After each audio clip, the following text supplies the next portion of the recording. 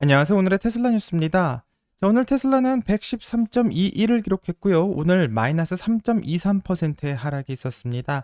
현재 테슬라 주식에 대한 평가는 중립이라고 기술적으로 분석하고 있으며 이 월가의 애널리스트들이 말하는 테슬라의 평균 예상 가격은 204.2달러로 예상하고 있고 지금 주가는 예상보다 좀 높기 때문에 4.23%의 하락의 위험이 있다. 이렇게 평가하고 있습니다. 자, 공포와 탐욕 지수는 현재 중립의 점수를 보이고 있고요. S&P 500의 125일 이동 평균선을 보게 된다면 주황색인 이평선보다 조금 더 높은 주가의 상황을 보이고 있기 때문에 현재 시장이 과열 상태다 이렇게 평가하는 것도 볼 수 있고 참고하길 바랍니다. 자, 테슬라의 한 주 동안의 변동성을 보면 현재 마이너스 4.63%의 하락을 보이고 있고요. 한 달 동안의 변동성은 마이너스 3.37%, 그리고 2024년 1월 1일부터 현재까지는 마이너스 14.52%의 하락을 보이고 있습니다. 자, 인베스팅닷컴에서는 연준이 금리 인하를 시작하게 되면 과연 주식은 어떻게 될지 질문을 던지고 있는데요. 그래서 어떤 이야기인지 한번 들어보겠습니다. 우선 연방준비제도이사회가 9월 18일 회의에서 금리 인하의 가능성을 시사함에 따라 이 투자자들은 시장 환경 변화에 대비해 전략을 조정해야 된다고 말하고 있습니다. 자, 오펜하이머의 애널리스트들은 연준이 잭슨 홀 경제 심포지엄에서 연준 의장인 제롬 파월의 발언으로 인해 향후 금리 인하를 강력하게 암시했다며 25bp의 금리 인하 발표가 나올 가능성이 높다고 전망하고 있는데요. 이 오펜하이머는 이러한 금리 정책의 변화는 최근 누적되고 있는 임금 상승률이 하향 조정되고 있는 것도 영향을 받았다라고 평가하며 또 지난해 동안 일자리 수가 81만 8천 개가 감소한 영향이 크다고 지적하고 있습니다. 자, 그래서 이런 분석을 바탕으로 연준이 금리 정책을 전환하는데 이제 자신감을 가진 것 같다고 말하고 있는데요. 이렇게 되면 연준의 금리 인하는 9월에는 정말 확실하게 나올 것만 같습니다. 자, 이제 금리가 낮아지게 되면 겪을 일은 주식의 가격에도 영향을 미치게 될 것이며 금리 인하는 주식 가격의 상승으로도 이어질 수 있다고 분석하고 있습니다. 자, 뿐만 아니라 부동산 및 금융 섹터에도 유리하게 적용될 수 있는데 부동산 관련 주식은 저금리 환경에서 대출 비용이 낮아지기 때문에 수요가 증가할 수 있다고 예상하고 있고요. 마지막으로 저금리 환경은 성장 주식, 특히 기술 기업에 굉장히 유리하게 작용하는데 이는 투자자들이 미래의 높은 성장을 기대할 때 더 높은 가격을 지불할 가능성이 높아지기 때문이라고 기술주의 상승에 대한 이유를 설명하고 있습니다. 자, 그래서 오펜하이머는 기술 부분에 리더십을 차지하고 있는 기업에 대한 낙관적인 전망을 하며 이 비즈니스의 효율성을 높이기 위해서 기술 관련 서비스 및 인프라에 투자하는 기업들도 앞으로 혜택을 받을 것이다. 이렇게 예상하고 있습니다. 자, 그럼 테슬라는 금리 인하를 앞두고 과연 어떤 인프라에 투자를 하고 있나? 이 점이 궁금해지는데요. 이 기사를 보면 테슬라의 기가네바다 공장에 세미트럭의 생산을 위한 첫 번째 강철빔이 설치되고 있다고 합니다. 자, 월요일에 촬영된 테슬라의 기가네바다 세미 공장 현장에는 첫 번째로 철골빔을 설치하는 건설 인력들이 목격되고 있다고 하며 이 건설 인부들은 기존의 크레인을 사용하지 않고 작업자가 배치된 여러 대의 붐 리프트를 사용해 철골빔을 세우고 있다고 설명하고 있습니다.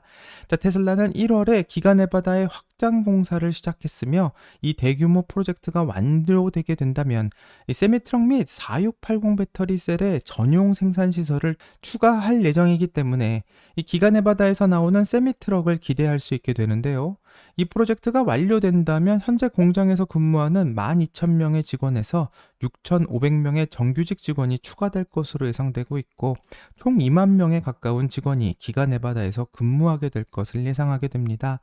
자, 테슬라는 내년 하반기에 이 시설에서 새로운 세미트럭의 대량 생산을 시작하는 것을 목표로 하고 있기 때문에 큰 기대를 할 수밖에 없고요. 2026년 초에는 외부 고객들에게도 납품을 시작할 수 있기를 희망하고 있는데 이미 펩시코나 코스트코 그리고 마틴 브라우어와 월마트 등의 초기 세미를 납품한 적이 있기 때문에 얼마나 더 많은 회사들이 테슬라의 세미트럭을 선택하게 될지 기대하게 됩니다. 자, 뿐만 아니라 주말 동안 유럽에서도 처음으로 2대의 테슬라 세미트럭이 기가팩토리 베를린에 도착한 모습이 사진에 찍혔고요. 테슬라에서는 미국 공장에서 생산되는 것 이외에도 이 독일에서도 세미트럭을 생산할 계획이라고 밝히고 있으니 앞으로 유럽에서도 세미트럭의 판매를 기대해 봐야 될 것 같습니다. 자, 또 다른 테슬라의 인프라 투자를 한번 확인해 보려고 하는데요. 일론 머스크가 X에서 공개를 하면서 현재 크게 화제가 되고 있습니다. 자, 그것은 바로 기가 텍사스 단지에 있는 테슬라의 슈퍼컴퓨터 클러스터인 콜텍스의 내부를 처음으로 공개한 것인데요. 아직 설치 중이지만 테슬라의 AI 인프라 규모가 어떤지 알 수 있는 영상이기 때문에 아주 짧은 영상 같이 보고 오도록 하겠습니다.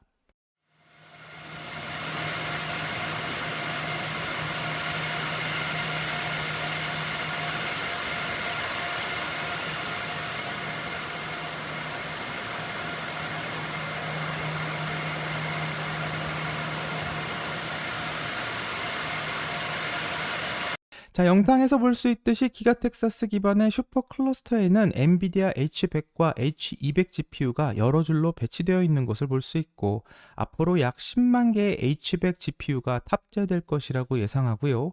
이 시설은 앞으로 테슬라의 AI 트레이닝에 큰 힘이 될 것이라고 언급한 바가 있습니다. 자, 머스크는 X에 올린 글을 통해서 AI 문제를 해결하기 위해 테슬라 본사에 거대한 새로운 AI 훈련 클러스터를 설치 중이라고 말하고 있는데, 이곳이 완성되어서 본격적으로 가동이 되게 된다면 이 테슬라가 노력하고 있는 인공지능 관련 가장 중요한 두 가지 제품에 앞으로 비약적인 발전을 예상하게 되는데요. 이 첫 번째는 테슬라의 휴머노이드 로봇인 옵티머스이고요. 인공지능이 절대적으로 필요한 제품이기 때문에 테슬라의 AI 클러스터가 매우 중요한 역할을 할 것을 기대하게 합니다. 자, 그리고 일론 머스크가 2016년에 마스터 플랜 파트 2에서 설명했듯 테슬라의 로보택시 네트워크 계획의 실현 가능성은 FSD, 즉 완전 자율주행의 성공 여부에 따라서 크게 좌우될 것으로 예상하게 되는데, 이 테슬라의 로봇이 또 출시하게 되면 제조업 등 수많은 산업을 변화시킬 수 있는 잠재력을 가지고 있고, 이 로보택시 역시 앞으로 교통수단에 혁명을 가져올 수 있을 것이라 기대하기 때문에 이 테슬라의 본사인 기가 텍사스에서 이런 인공지능을 위한 시설이 준비 중이라는 것은 상당히 고무적인 일이라고 할 수 있을 것 같습니다. 자, 하지만 테슬라는 텍사스에 단 한 개의 AI 시설만 짓는 건지 궁금한데요. 테슬라는 이미 뉴욕에도 기가 뉴욕이라는 시설을 가지고 있고, 이곳에서 테슬라는 뉴욕 버팔로와 기가 뉴욕을 2034년까지 5년 더 운영하기로 하는 계약을 체결했기 때문에 이곳에서도 AI를 위한 훈련이 계속될 것을 예상할 수 있습니다. 자, 뿐만 아니라 테슬라의 도조 컴퓨터 프로젝트에서도 5억 달러를 투자할 예정이라고 해 계속 인공지능을 위한 투자가 늘어날 것을 예상하게 되는데요. 이 테슬라가 발표한 이전 소식에 따르면 테슬라는 도조를 자율주행 시스템 개발에 도움이 될 것으로 기대한다라고 말해서 과연 성능은 얼마나 좋을지, 또 어떻게 도움을 주게 될지 현재 많은 기대가 모이고 있습니다. 자, 다른 테슬라 소식으로 넘어가면 이번에는 조금 안 좋은 소식을 전해드려야 될 것 같은데, 캐나다는 올해 중국산 전기차와 배터리 소재에 대해서 관세를 크게 부과할 예정이라고 발표했습니다.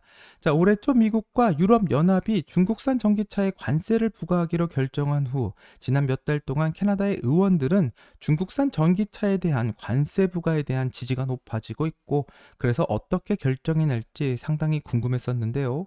이 캐나다는 중국 정부의 경고에도 불구하고 캐나다 최대 노동조합의 강력한 지지에 힘입어 중국산 전기차에 대한 관세를 부과하기로 결정했다고 합니다. 자, 그래서 캐나다로 수입되는 중국산 전기차에는 100% 관세를 부과하기로 결정했고요.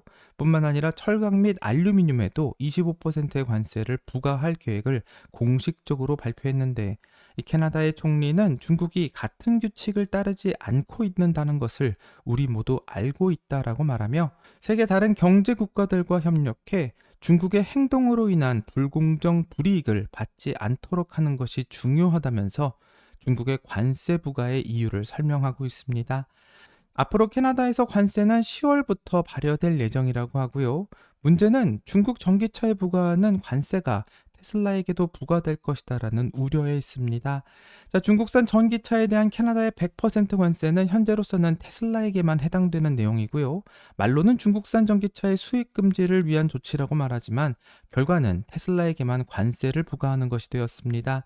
자, 왜냐하면 이 관세는 중국에서 선적되는 모든 전기차에 적용되기 때문이고, 그래서 테슬라의 전기차도 포함이 되며 이로 인해서 테슬라의 주가는 오늘 약 3% 정도 하락한 것으로 또 분석하고 있습니다.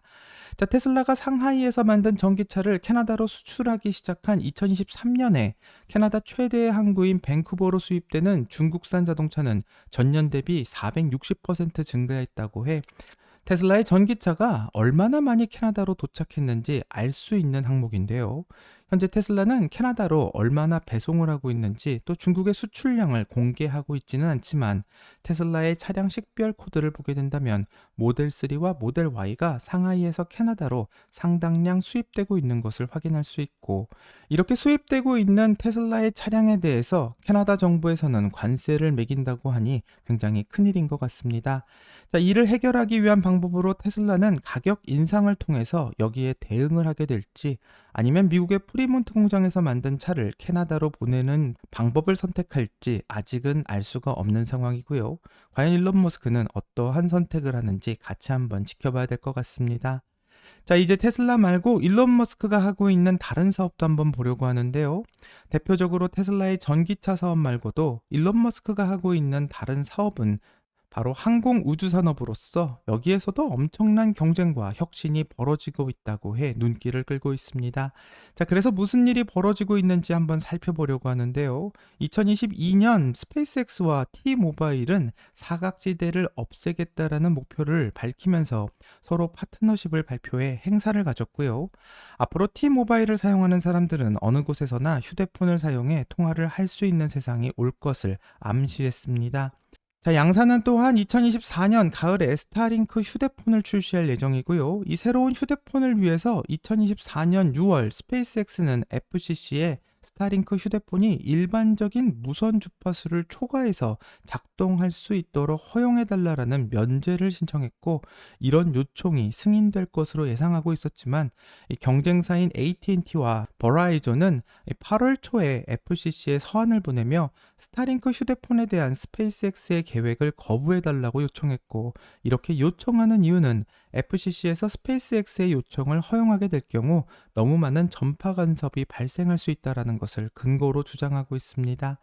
자, 하지만 이것은 근거가 좀 빈약하다고 생각하고요. 여기에 대한 논란이 많은 상황인데요. 실제로 무서운 것은 T-모바일과 스페이스X가 파트너를 맺으면서 나오게 될 새로운 휴대폰이 미칠 영향이 무서워서라고 생각하며, 이 핸드폰은 위성을 이용해서 문자나 전화를 사용할 수도 있기 때문에 산 꼭대기에서 조난을 당했을 때 아무 문제 없이 헬기에 구조 요청을 하거나 어디에서도 연락을 취할 수가 있고, 또 배를 타고 조난을 당해서 무인도에 난파되더라도 스페이스X 위성을 통해서 연결할 수 있기 때문에 많은 위험한 지역에서 근무하는 분들에게는 앞으로 필수가 될 것으로 보입니다. 또 차를 몰고 험지를 여행하다가 사고라도 나게 된다면 이 휴대폰 신호가 잡히지 않아서 많이들 고생한 경험이 있을 수도 있는데요. 스페이스X는 이런 불안한 문제로부터 완벽한 해결책을 제시하고 있습니다. 자, 그렇게 해결책을 제시할 수 있는 이유는 바로 지구에서 저궤도로 떠 있는 수만 개의 인공위성이 서로 연결이 되어서 지구 전체를 커버하고 있기 때문이고요.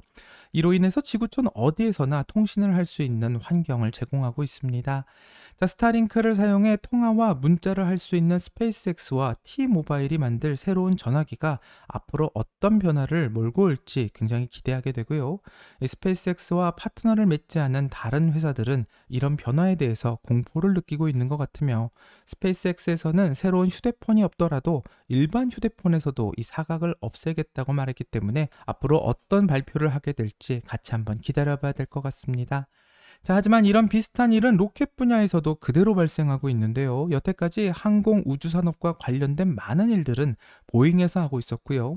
스페이스X가 생기기 전까지는 보잉이 이곳에서 가장 강력한 사업자였습니다. 자, 하지만 어떤 사건으로 인해서 스페이스X가 보잉을 구제하기로 결정하면서 이 보잉의 직원들은 현재 굴욕감을 느끼고 있다고 하는데, 이 무슨 일인지 같이 한번 살펴보겠습니다. 자, 나사는 미국 시간으로 6월 6일 보잉 스트라이너 우주선을 타고 국제 우주정거장에 일주일 일정으로 도착하는 임무를 추진하고 있었는데, 이 보잉 스트라이너의 추진기 고장으로 임무를 수행하던 우주비행사는 우주정거장에 갇히게 되었고요. 이로 인해서 스페이스X는 국제 우주정거장에 갇혀 있는 나사의 우주비행사들을 2월에 태워서 귀환시킬 예정이라고 합니다. 자, 나사의 두 우주비행사인 베리 윌모어와 수니타 윌리엄스는 당초 예정된 일주일의 임무 대신 6개월간의 임무를 강제로 수행하게 되었고, 내년 2월이 되어서야 보잉 대신 스페이스X를 타고 귀환할 수 있게 되었습니다. 자, 타고 갔던 스트라이너 우주선은 결함이 생겼기 때문에 사람을 태우지 않고 9월 초 사람이 없는 상태로 그냥 돌아오는 것으로 계획을 바꾸게 되었고요. 대신 우주정거장에 갔다가 갇힌 2명의 우주인을 지구로 무사히 귀환시키는 일은 일론 머스크의 스페이스X가 맡기로 하면서 보잉은 국가적 실패라는 굴욕적인 평가를 받고 있는 상황입니다.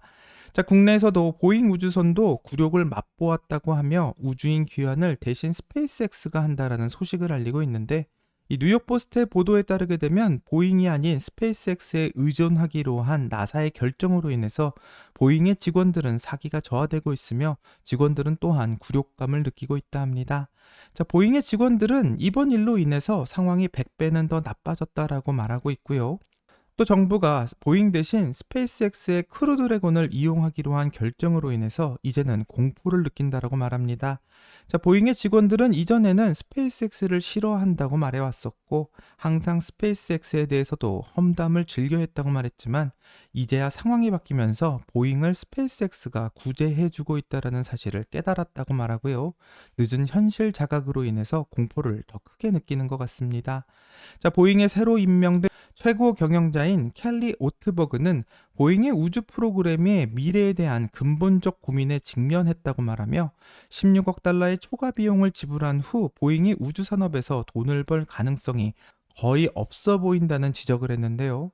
그래서 보잉의 유인 우주선 사업 부진에 따라서 매각 가능성도 대두되고 있다고 하니 아무래도 보잉에서 일하고 있는 직원들이 느끼는 공포는 더 클 것만 같습니다. 자, 스페이스X가 가져온 혁신으로 인해서 기존에 아무 노력도 없이 덩치만 큰 기업들은 이런 변화에 크게 공포심을 느끼고 있는 것 같고요. 앞으로 이런 일은 전기차에서도 그대로 반복될 것이라고 생각합니다. 자, 테슬라가 자율주행을 완성하고 로보택시를 시작해 본격적으로 회사를 다른 사업으로 변화시키게 된다면 기존의 GM이나 포드에서 일하던 직원들 역시 테슬라에게 공포를 느낀다라는 말을 할 때가 올 거라고 생각하고요. 앞으로 그 시간은 그리 멀지 않았다라고 생각합니다. 자, 여기까지가 오늘의 테슬라 뉴스고요. 오늘 영상이 도움이 되셨다면 구독과 좋아요 그리고 알람 설정 부탁드립니다. 오늘 좋은 하루 되시고요. 오늘의 테슬라 뉴스는 내일 또 새로운 소식으로 다시 찾아오겠습니다. 감사합니다.